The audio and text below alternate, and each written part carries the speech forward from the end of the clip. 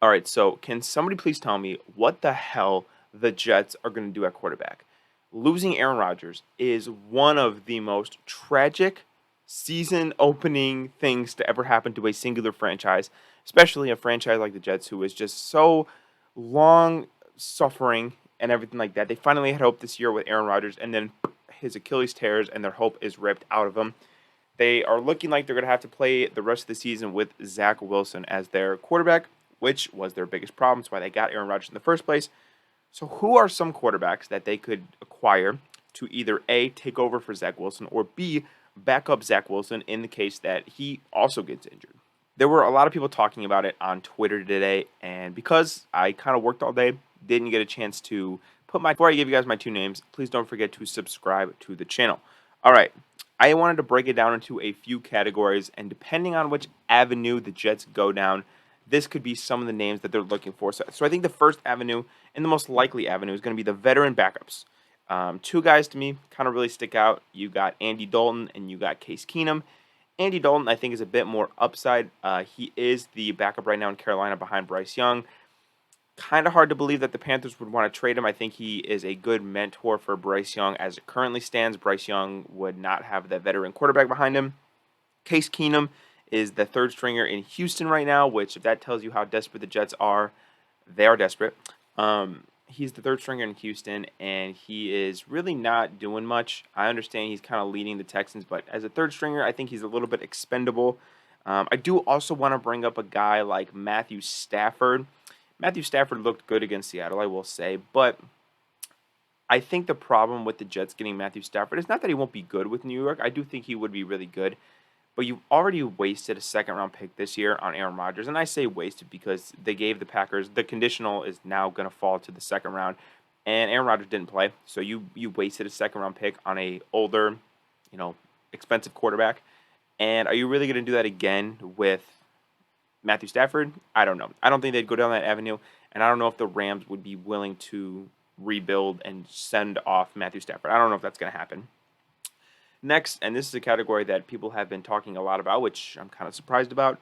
You have some of the retired guys. That's your Matt Ryans, your Philip Rivers, your Tom Brady's. The only one that I could see likely doing that would be Matt Ryan.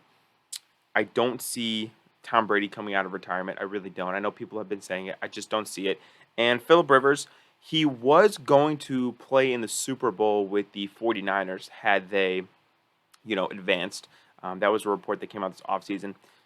I can't see it. There's a lot of guys that I think you could throw into the retired category. People brought up Colin Kaepernick.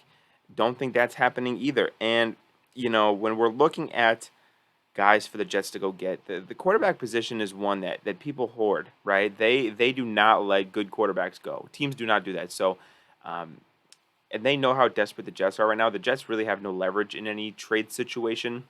So, really, it's just a tough spot to be in for New York. Then the last category is some young and question mark quarterbacks. Quarterbacks that have talent, could be good, could not be good. Who knows? That is like, your DTRs, rookie, backup. Aiden O'Connell, from my knowledge, I think he's the second or third string quarterback in Vegas. Looked pretty good. That is your Trey Lance. We could see Trey Lance traded twice in one offseason potentially. Kind of crazy. That is your, Dorian Thompson Robinson. That is your Drew Lock. So the Jets have some options, not a whole lot. My best guess is that they keep Zach Wilson as their starter for the majority of the year, and then they get a cheap veteran backup to mentor him slash fill in as like a relief pitcher type of thing. One guy that I think would be hilarious would be Sam Darnold. That would be downright amazing if that would happen. But just looking across the league, there are not a lot of good quarterbacks to go get. Another guy maybe you can throw in there is like a Bailey Zappi. Maybe I doubt New England would trade him in within the division. There's really just not a whole lot of like opportunities. You can go get like a Mitch Trubisky, maybe. You can go get. I don't even know, man. Like there's a few guys you can go get. nothing really too exciting. So this is unfortunately, I think, going to be another bad season for the Jets. It's cursed from the very beginning. They're going to have the same problem they did last year. They're going to play great defense and not be able to have a good quarterback, and that's going to prevent them from making the playoffs in the AFC. So, sorry, Jets fans. I thought I would provide some insight on what you could do at quarterback. If you guys had any other opinions on what the Jets should do at quarter, before I get comments, by the way, before I get comments, people are going to bring up Carson Wentz, and I didn't forget to mention him, but I don't think he's. I think no, just no. I'm not a Carson Wentz guy. Sorry. Andrew Luck. No, I'm just kidding. I'm kidding. Brett Favre. No, I'm just kidding. Anyway, I'm gonna end the video. It's really late. I wanted to make this video for you guys and get it out, but I hope you guys enjoyed. If you guys have any other suggestions on what the Jets should do, let me know in the comments down below. I'll talk to you guys tomorrow. Peace out.